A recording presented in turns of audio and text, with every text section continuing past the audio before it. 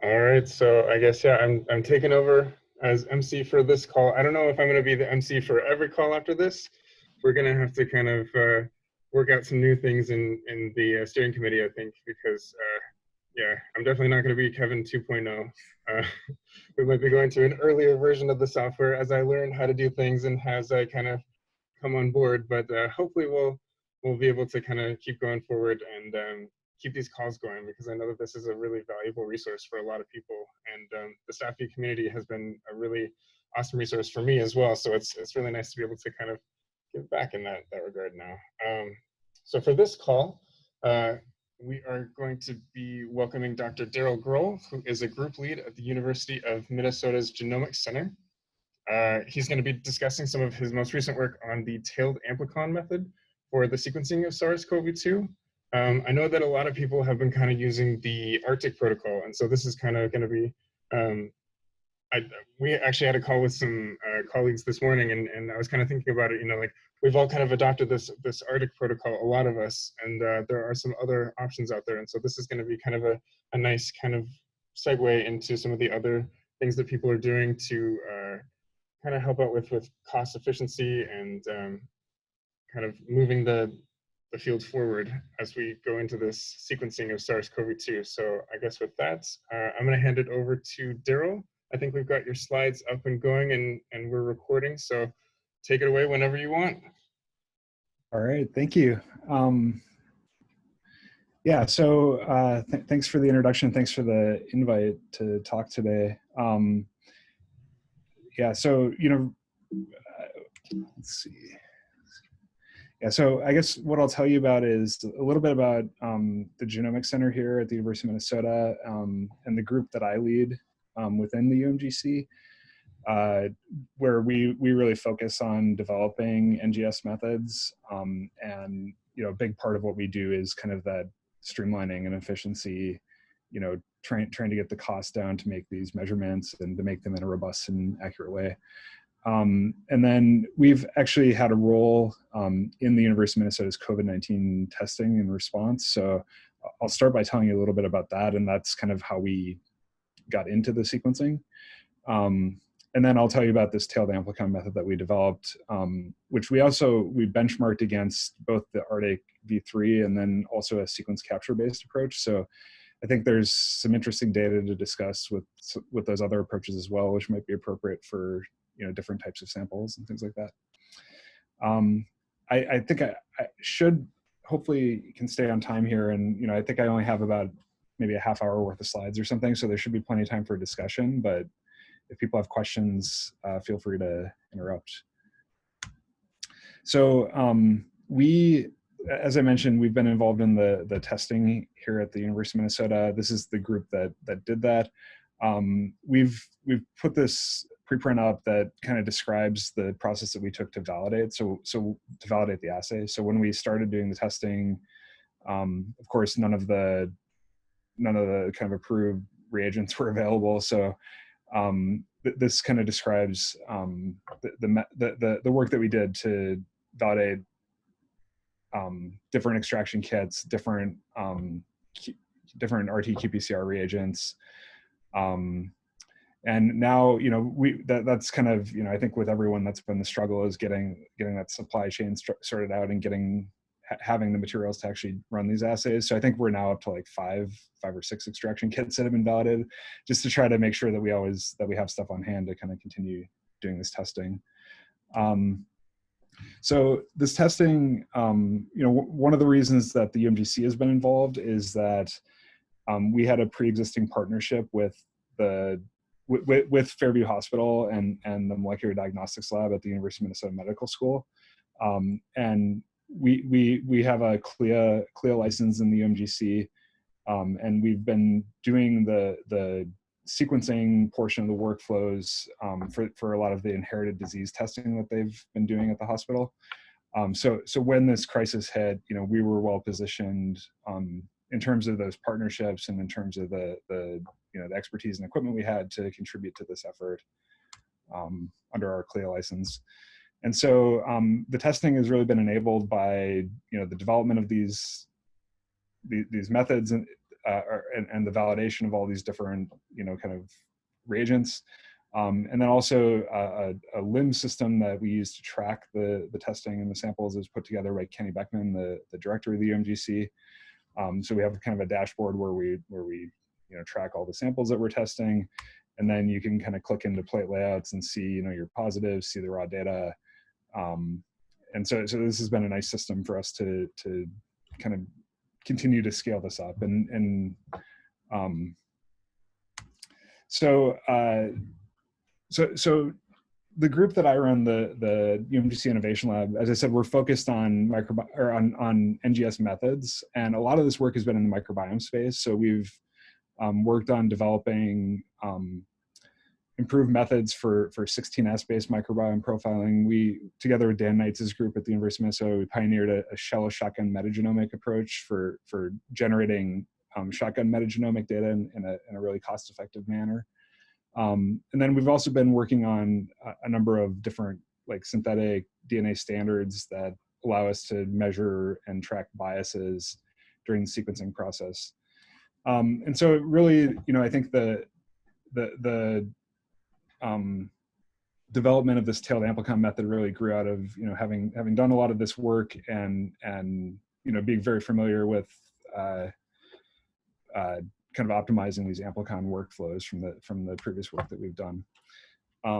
So to do our initial tests of these different sequencing workflows for SARS-CoV-2, we took a set of samples that we had set of positives that we had identified in the clinical testing workflow that spanned a range of CT values. I think this is very similar to what a lot of different groups are doing for their methods evaluations. And then we ran them through the Arctic V3 method. And Sean Wong and Matt Plum at the Minnesota Department of Health were kind enough to share those primers with us. And then we also tested a sequence capture-based workflow. This was Illumina's DNA flex enrichment. And so there, basically, you make a double-strand cDNA, you do the next star DNA flex library prep, and then you do a pull down, like a sequence capture. And the advantage of this approach is that they have a whole panel of different respiratory viruses, so there are about 40, so you could look at co-infections and things like that. We expected that you would also get slightly more complete coverage of the genome, because obviously you can't place the amplicons off the edge of the genome. So you're always going to be missing regions at the end. And so we thought, this approach would likely give us the full genome, including those UTR sequences that are missed by the amplicon methods. And then, we saw the opportunity to also test out this tailed amplicon method, just basically adding Illumina adapter tails to the Arctic amplicons, which would then enable an all PCR workflow, right? Where you don't have to do that library prep step that is what adds a lot of the cost and time of doing this process of sequencing virus. So yeah, so this is just sort of the schematic of these workflows. DNA flex involves that library prep, a pull down with these respiratory virus oligos.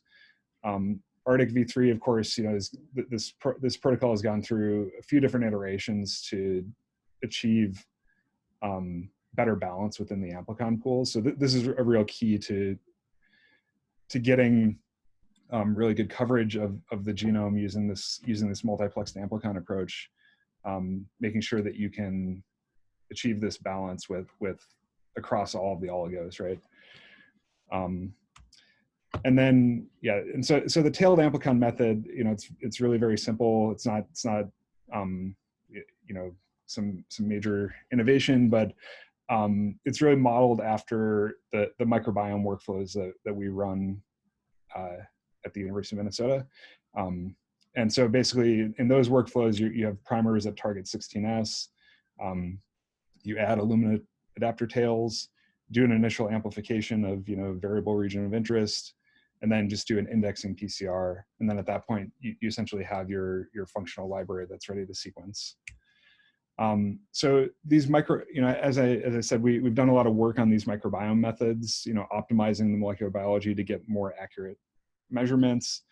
And it's also something where we've done a lot of processing of these samples. So with a relatively small group, our microbiome team has processed more than 100,000 samples. I think this number might even be above 200,000 now, if we added the last couple of years here. So just in the last few years, we've run this on hundreds of thousands of samples. So this is a workflow that, because of its simplicity and low cost, can be run at a very high scale. So we initially, we tested the clinical samples with a range of CT values, and then we also included in this comparison some RNA from a strain that had already been sequenced a few times. And this is the Washington 1 2020 strain that's available from BEI. So this is what the data looks like using that Washington 1 strain, and we input this into the reaction at 10,000 copies. So it's at 2,000 copies per microliter. We use 5 microliters into the cDNA creation reaction. And so when we initially looked at the DNA flex enrichment, what you can see, so these are basically rarefaction curves where we're taking the sequencing data, we're subsampling it down to different read depths, and then we're looking at coverage. And this is basically the percentage of the genome that's covered at 10x on the left, and the percentage of genome that's covered at 100x on the right. And so what you can see is for both DNA flex enrichment and Arctic V3, even at pretty low 100,000 reads per sample, we're getting 97, 98% of the genome covered at 100x, and also at very high fraction covered at 10x. And with the initial attempt at the tailed amplicon approach, what you can see is that at any given read depth, we're seeing lower coverage with this sample, including even going out to pretty relatively high read depths, like 300,000 or 500,000 reads. And the reason for that lower coverage is, of course, because the balance was not as good as that optimized Arctic protocol. So adding the tails, even though it's the same set of primers, adding those tails, messed with the relative amplification efficiency of the various amplicons in the pool, and led to this poorer balance. So we then reconfigured the pooling scheme. We tried actually a couple of different things. So, one thing we noticed is that there were a few of these amplicons that were really overrepresented relative to others. So we tried just backing off on the primer concentrations of those to see if that would kind of bring everything else up. It did improve things a little bit. But another thing we tried was basically so this is normally the Arctic protocol normally uses 2 different amplification pools. So these are amplicons that tile the genome and then are offset from one another by a couple hundred bases. So what we did is we just split up those 2 amplification pools into kind of the high and the ones that amplify really well and the ones that amplify poorly within any given pool. And so we split the amplification into 4 pools. And when we did that, we actually recovered, much better balance and really, in terms of the coefficient of variation of this balance, it was pretty comparable to the Arctic V3 protocol.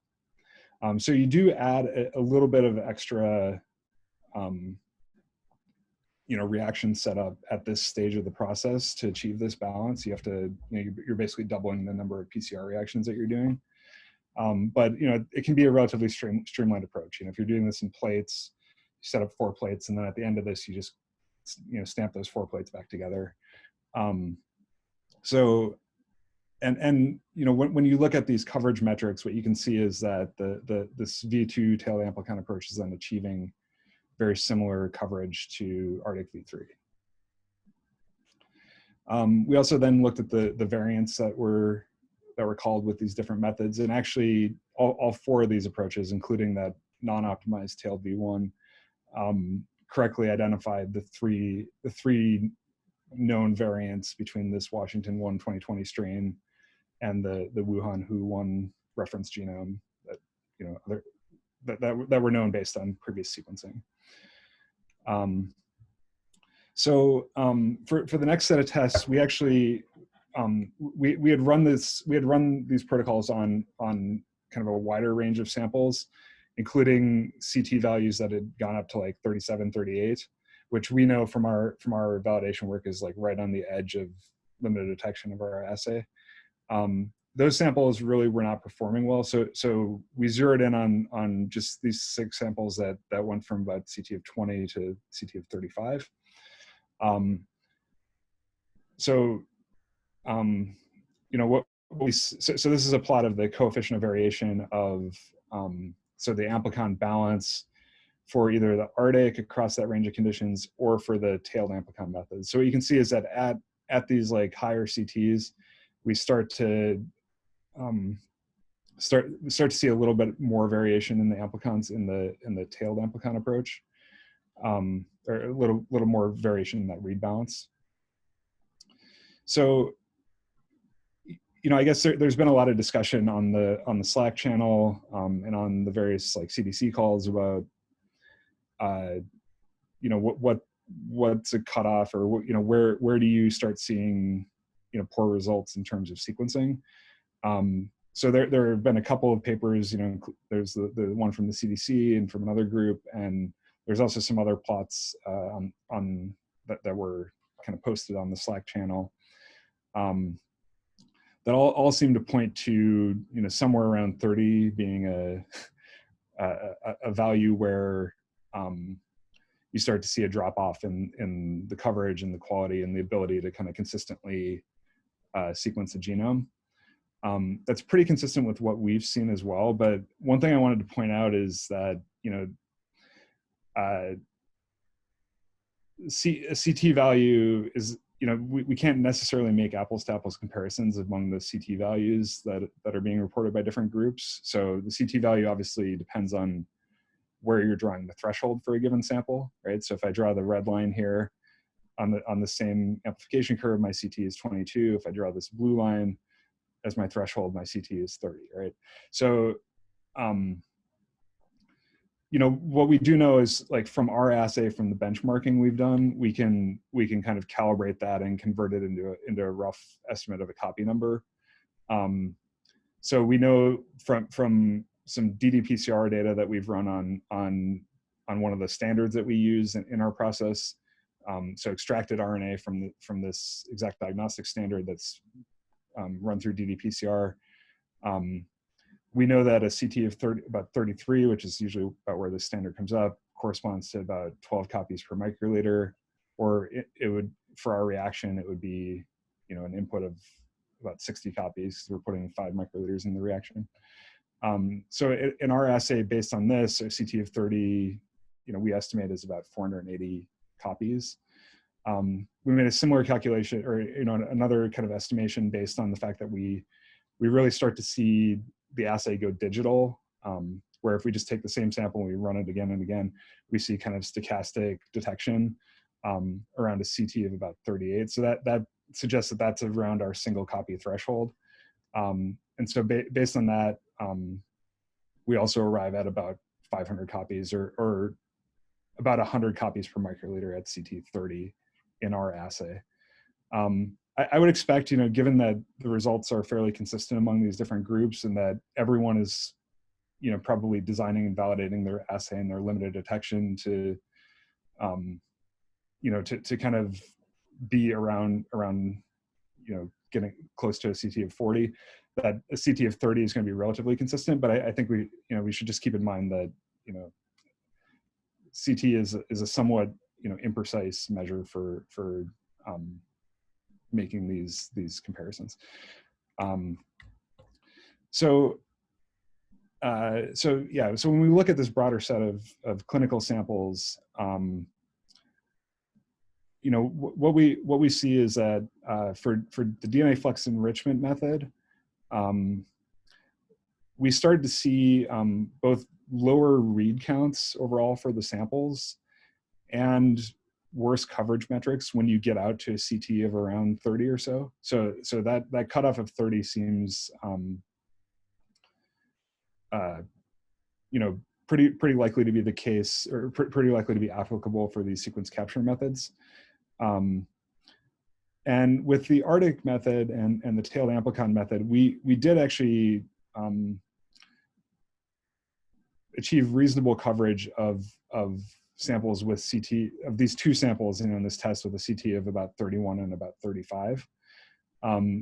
The coverage definitely gets worse at any given read depth as the CTs get up to that level. And you're probably actually starting to get to the point where you might not actually have the full genome, fragments representing the full genome represented in that sample.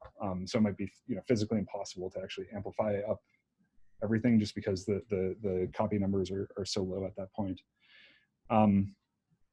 So what we saw is that at a 10x coverage threshold, we were getting pretty comparable results to Arctic v3 with the Tailed Amplicon method.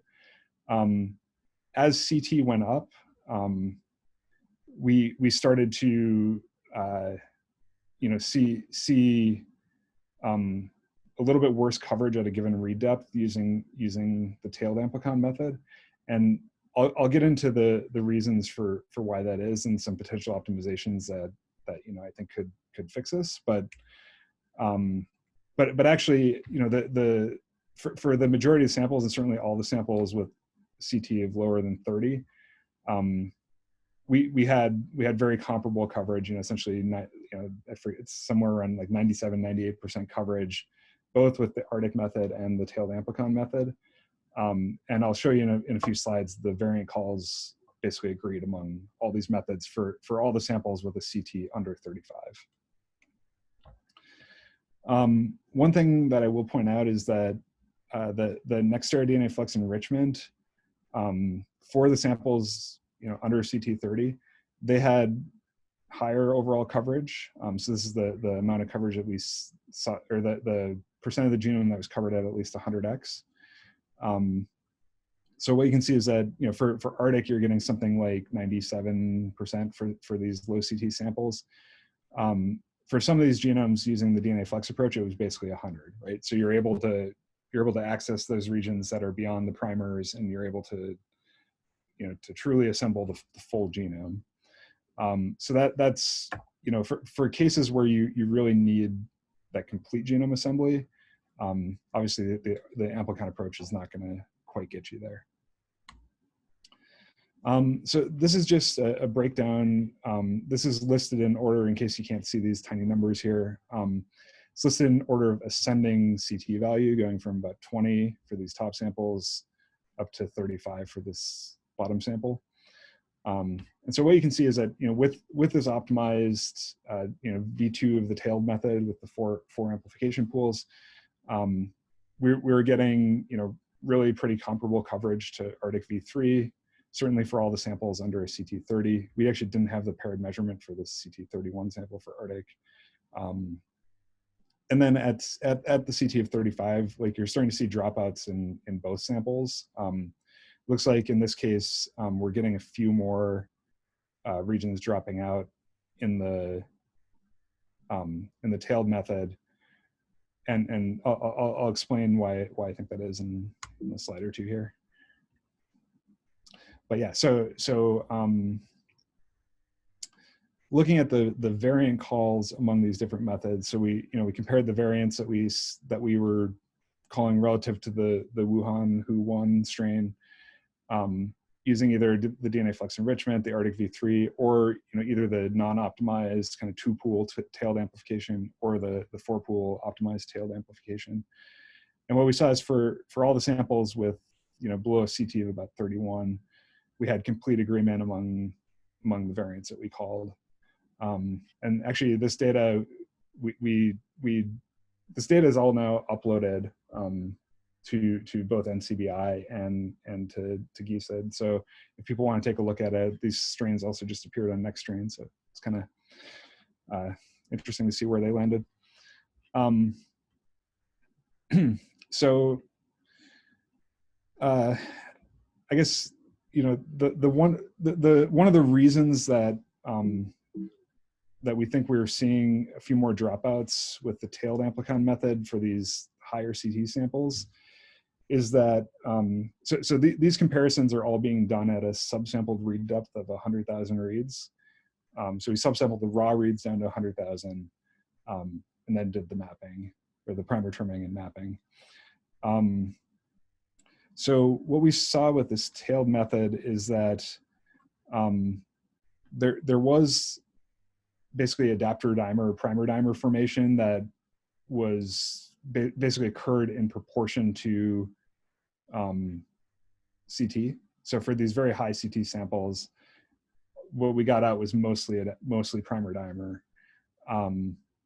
And this is actually an early experiment that we did where we with the tailed V1 method, where we amplified the same set of samples for either 25 cycles or 35 cycles.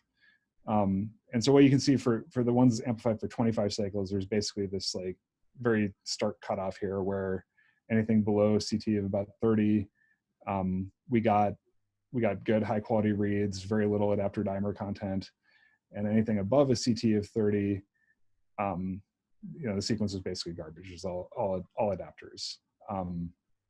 And at 35 cycles, what we did is some of these samples that were above a CT of 30, you can see that their quality is now raised up, their amount of dimer has now come down. And so there starts to become some, you know, some reads, some mappable reads, some analyzable reads in these samples when you do more initial PCR amplification.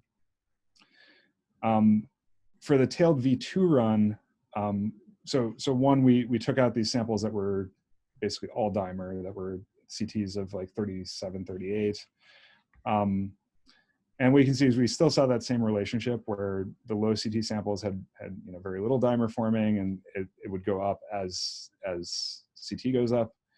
And you know, one interesting thing that I'll point out about this library, so this is actually what the sequencing trace for this run looked like.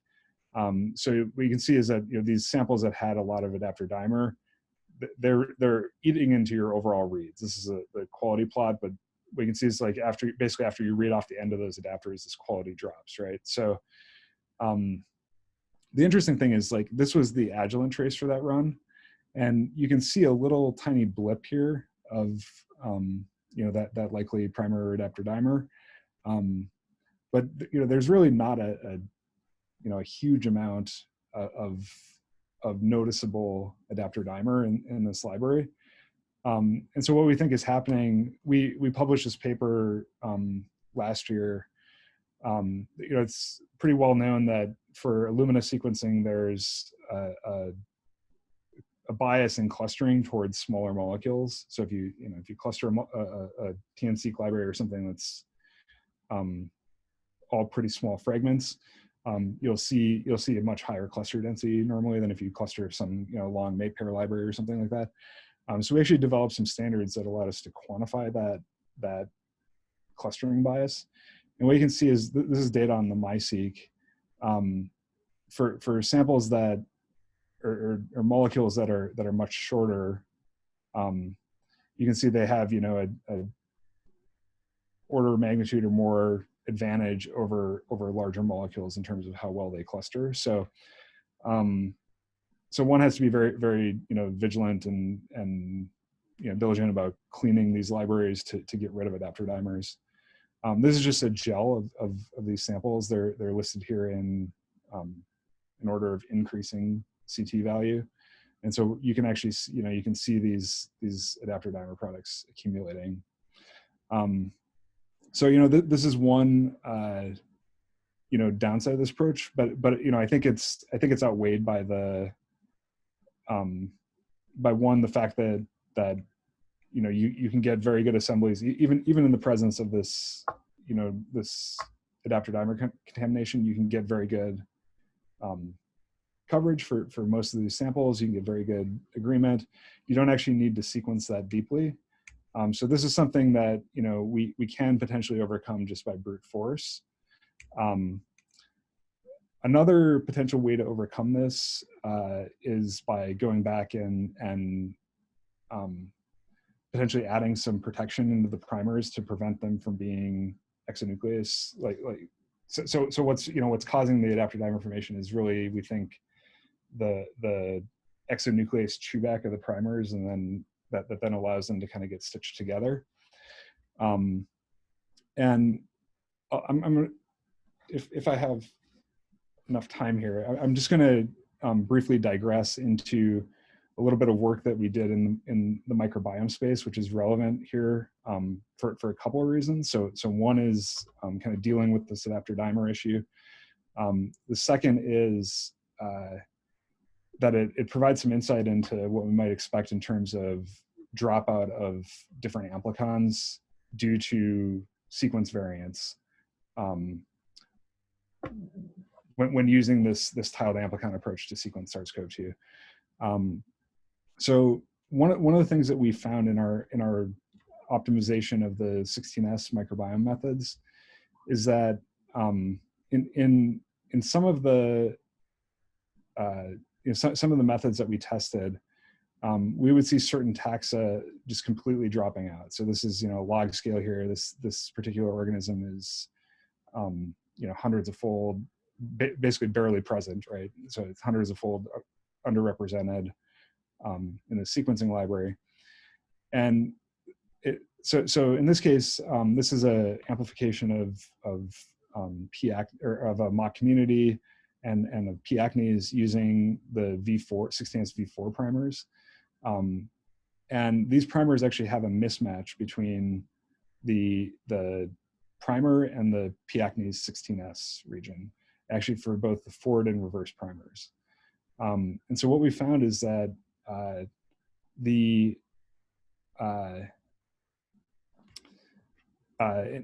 so in many cases, P. acnes would drop out, but we found certain conditions where we were able to recover a substantial amount of P. acnes.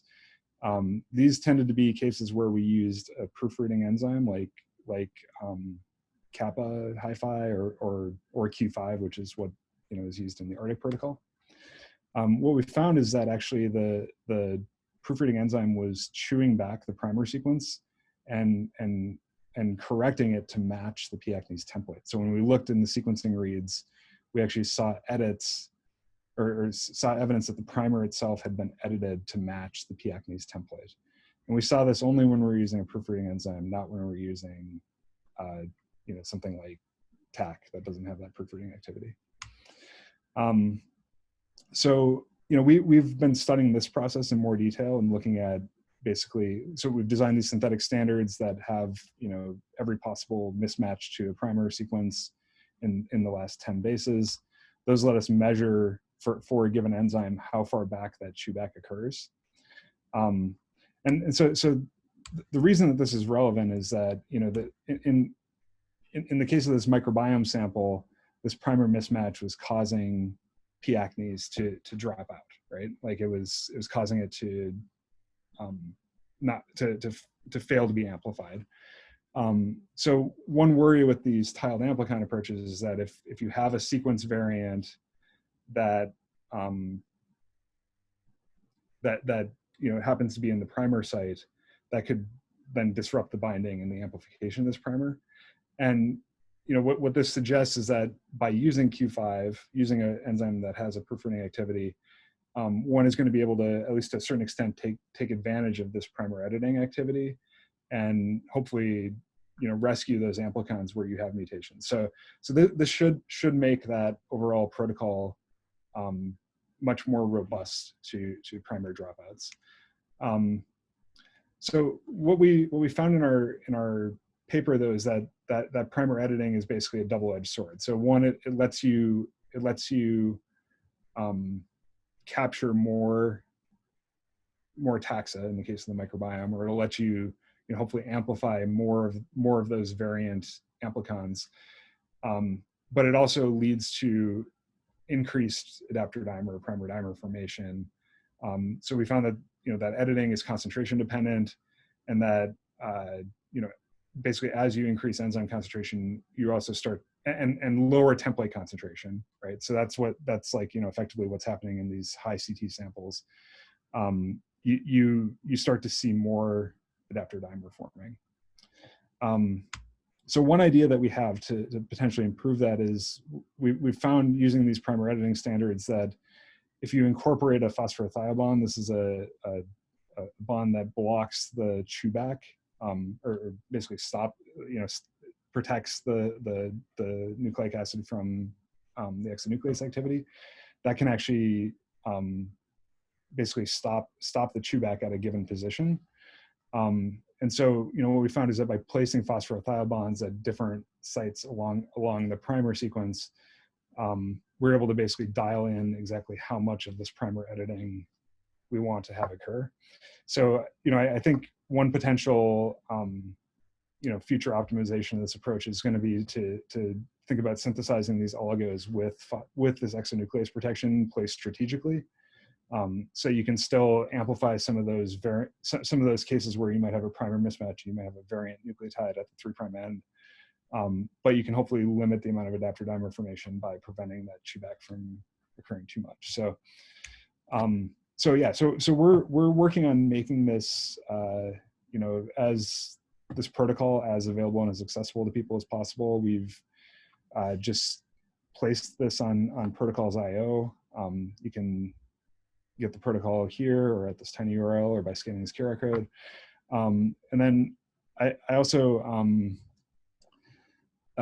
Duncan was kind enough to introduce me to a few folks from IDT. So I have a discussion with them this afternoon to see whether they can, or whether they'd be willing to kind of manufacture and distribute these primer pools in a convenient format, like they're doing with the Arctic primers. Also, I'm hoping to talk to them about whether we can maybe use some of these ideas of how to kind of maybe improve the sensitivity or reduce the off-target amplification, and maybe incorporate those in future tests or future designs. And I'd just like to thank Jason Blanton from the Florida Department of Health for taking a look at an early draft of this protocol and giving me some comments. And then finally, we've also been spinning this up as a service in the UMGC. So, we're a large core facility. We do, as I mentioned, a lot of next-gen sequencing workflows, both for labs inside the University of Minnesota and externally. And so we've put together some rates for running this assay. And so, if you're experiencing bandwidth constraints, or you don't want to spin this up in your own facility, you can definitely contact us to help you run samples, and we're doing this at cost. So with that, I'd just like to thank the various people who contributed to our efforts, both in the SARS sequencing work, and some of the other work that I talked about today, and happy to discuss and hear questions. All right. Thank you so much for the great talk. That was fabulous. All right, so I am going to open up the floor now for questions. It looks like we've got about roughly 20 minutes or so left in the hour. So we've got plenty of time for questions, comments, concerns, all those different things. It looks like there's already one in the chat. So I'll go ahead and read it. Have you tried any size selection of the library pool before loading in the cartridge to help remove primer dimers? Something like a simple Lonza flash gel. Yeah. I mean, that's certainly an effective way to do it. The way that we've written the protocol and are doing the protocol, it's very similar to how we process our microbiome samples. And so there, what we typically do at the back end of the protocol, so after we've generated the indexed amplicons, we use this product, the SQL prep plates from Thermo. These are basically like a 96 well plate that has like a resin coating in it that binds a limiting amount of DNA. So they're designed to like normalize PCR products or sequencing libraries. So we basically just take those index amplicons and put them in the SQL prep plates. And what that ends up doing is it does a very good job of kind of giving you a well-balanced library, and it's a very quick way. You don't have to do picogreen or other quantification. But because you're kind of like really trying to get a limiting concentration, the amount that you recover off of those plates is relatively low. And so it's enough to be able to like pool the samples. So we pool the samples, we concentrate, and at that point we do a 0.7x SPRI purification. So that also, like that low ratio SPRI helps to kind of counter select against the adapters. It's not going to be as clean as a gel cut. But I think like post SQL prep, we typically don't have enough material, or don't think we do. We haven't actually tried it, but my guess is that we don't, to be able to really do a size selection and then kind of repurify and recover. But if we could think of a way to, quickly normalize, without, or if you're using a different normalization protocol, right? If you're doing like a fluorometric quantification and normalization, then you'd have plenty of material to do a size selection. Hey, Daryl, this is Joel. I asked that question. The reason I was asking, I used to do a lot of microbiome work, and that normalization of one amplicon to another was always a sticky wicket. It was a pain in the butt, and I had gone to the method of using the LC480, the light cycler, as a preparative instrument, and put in some cyto13 in there, and use that to kind of normalize. So when pooling each of the individual samples out of like 1 to 4 different 96-well plates, use those values from the light cycler to actually help you pool. And then we would just do, when we pool them all together, just do one quick size selection on a Lonza gel, which really worked. But I could definitely see with your protocol, with the time savings and optimization of using those standardizing beads, which weren't available to me at the time, which I probably would have gone that route years ago if I was doing that. Mm-hmm. Yeah, that kind of makes it difficult for that size selection. Yeah, and we've also found with those SQL prep plates that we typically actually get better balance with the microbiome samples than we did when we were doing like a picogreen based normalization. Like mm-hmm.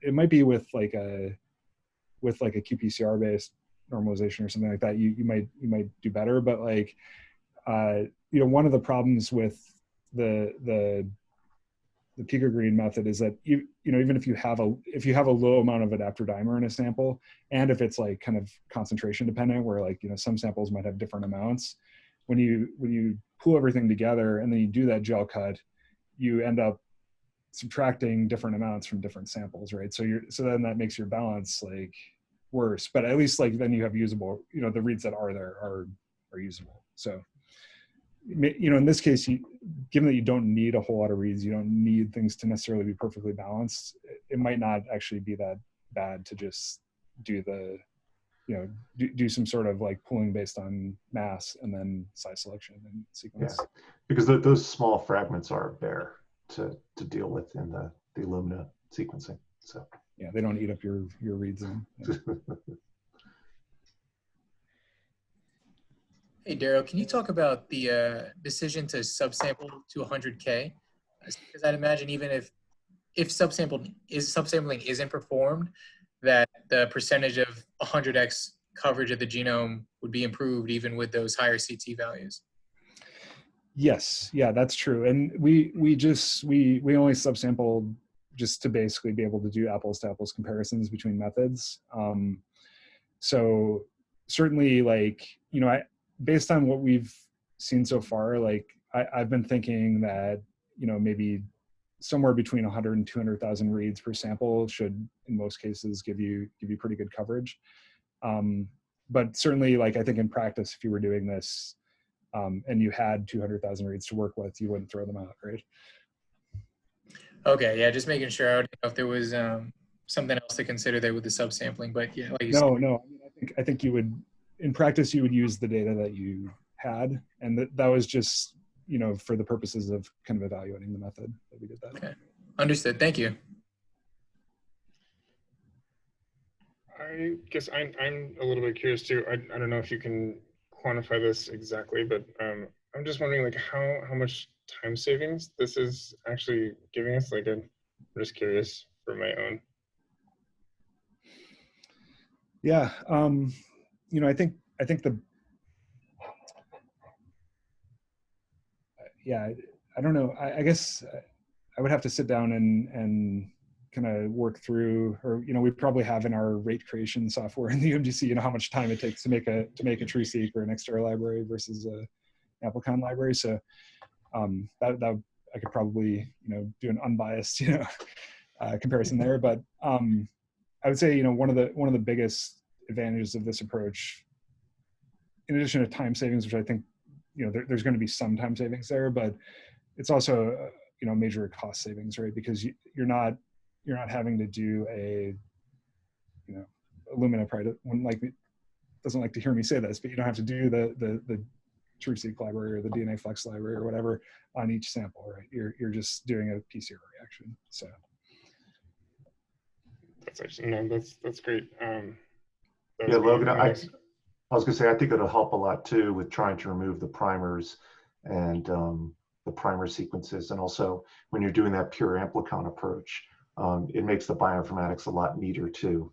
And, you know, with your starting positions for each amplicon and getting the paired in reads. And yeah, there's a lot of benefits in addition to time and money. It's, yeah. Yeah, I mean, it is possible to do a library prep approach without throwing that information away, Joel. Like, you know, so for the comparisons that we did in the preprint, we just took the amplicons. We didn't do any sort of like fragmentation of them. We just like basically A-tailed them and ligated TrueSeq it after. So, yeah, but yeah, I mean, I think there are also some advantages of doing the fragmentation approaches, right? You can use shorter read sequencers and stuff like that. Like, so being able to sequence, and I know people, like I've seen on the Slack channel, people have been discussing, you know, can we add more amplicons and get them down to like, you know, 200 bases or something that we could do on a 2x150. Actually, I mean, I think in practice, like the kind of calculations that we've done in terms of batching, you know, so I think like given the read depths that are needed, you can probably fit about 100 or so samples on a MySeq run, or you know, do a plate on a MySeq run, and then there's also at the higher scales for labs that have them or have access to, you know, to use them. For the NovaSeq, there's a 2x250 SP flow cell that could potentially be used to you know, to kind of remove that sequencing cost or to really lower that sequencing cost.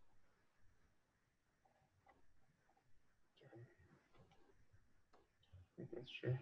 And there, I have a logistic relevant question. So let's assume a state, randomly Louisiana Public Health Lab wants to send you like 1,000 COVID-19 specimens, RNA extractions.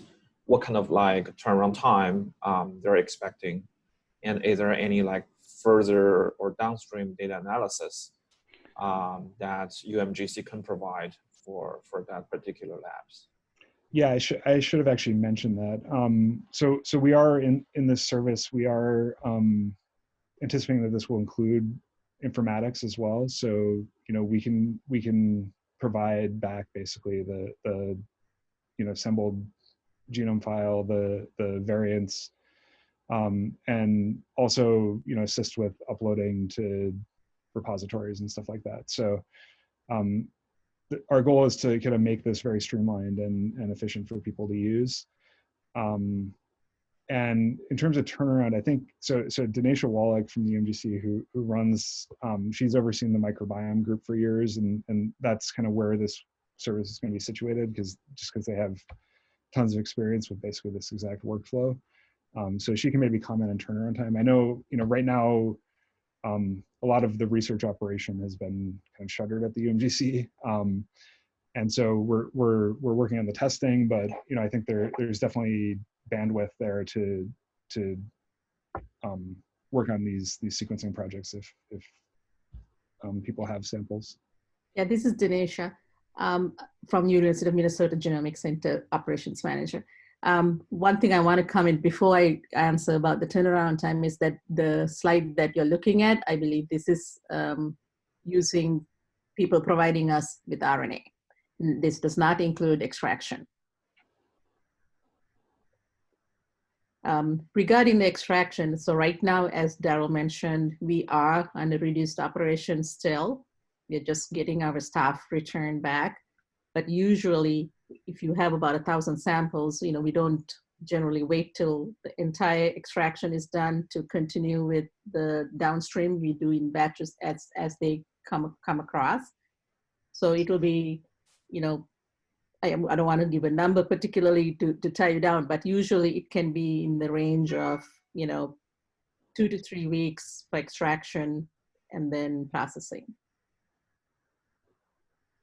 This is Penny Beckman, also from the UMGC. I just wanted to add that, I don't know if you've already discussed this, sorry I'm late to the call, but right now we don't do BSL-2 plus extraction.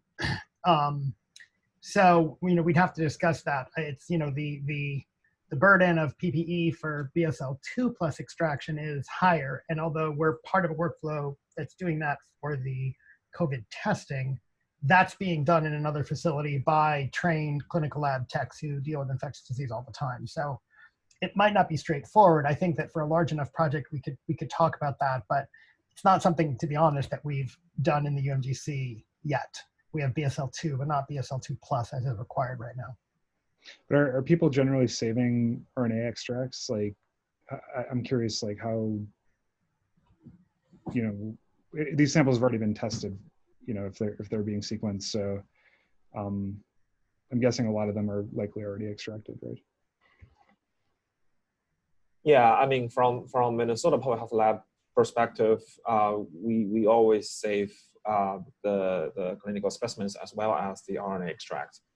But for some public health labs, if they're not super active in terms of sequencing, they might not save the RNA extract, but I can't say for sure. So it definitely varies from state to state. Well, I think what I will say is that if it turns out that there are many people who are in such a situation, we do have an appropriate facility in which to set up BSL-2 plus, and we would do so. It's just we've just put this on the web a couple of days ago, so we'll have to wait and see. But if that ends up being the limiting factor for people, then obviously that would be an important thing to put in place. And adding to that too, I think a lot of state labs that are doing the diagnostics, for that we have the RNA extract. But from a lot of the commercial labs that are also doing the diagnostics, we're not getting RNA extracts, but we might have like VTMs that would need some extraction before sequencing could take place. And that is a growing population of the COVID-19 positive samples.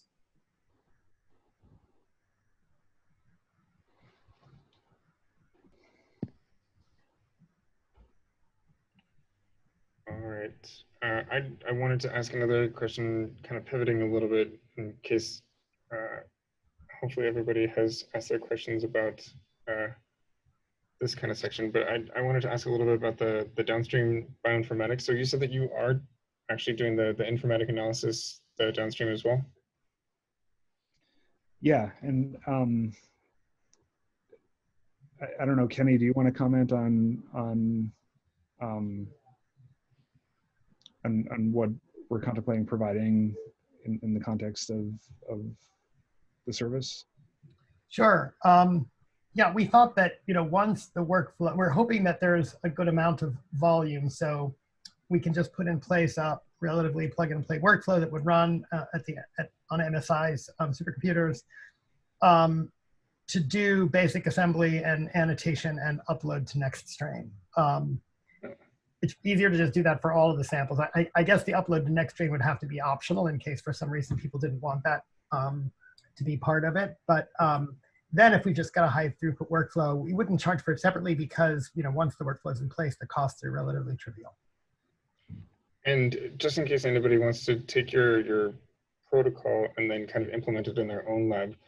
Is the informatic workflow open source, or would that be kind of something that you guys are kind of gatekeepers of? We don't generally, we generally, we have relatively limited bioinformatics staff ourselves. The MSI has got a lot of informaticians.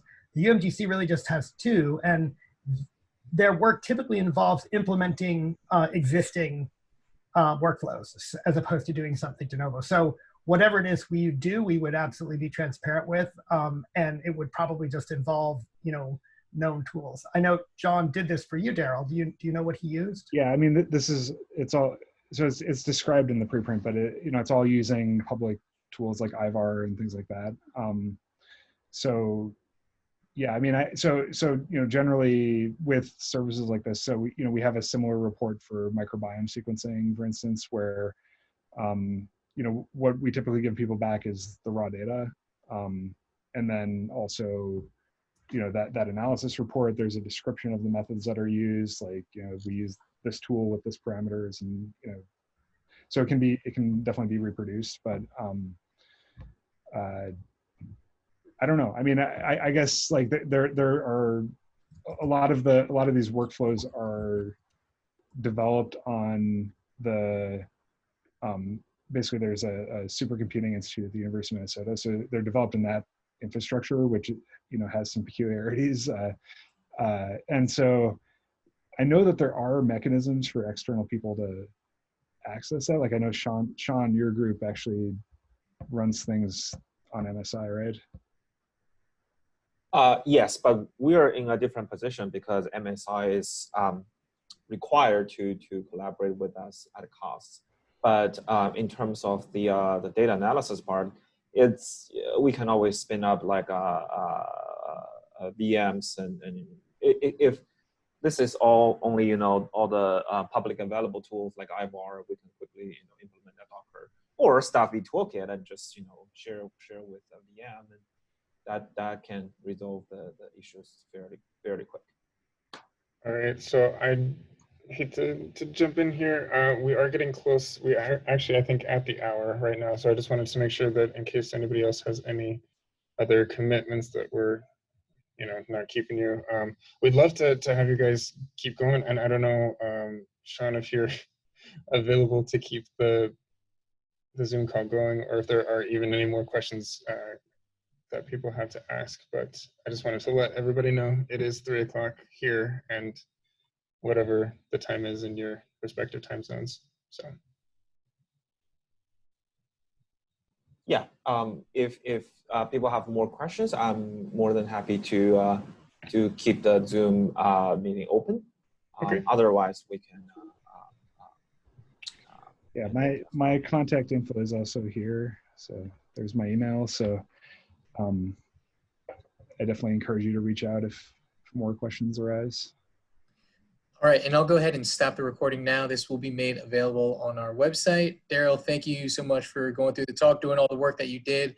Thanks to all your collaborators, including a lot of the folks here on StaPH-B, for making that available. And I think if conversations go well with IDT, that will definitely make it all that much easier for public health labs to be able to adopt this readily. So thank you, everybody. I'm going to go ahead and stop the recording now, and we can leave the chat open for more questions.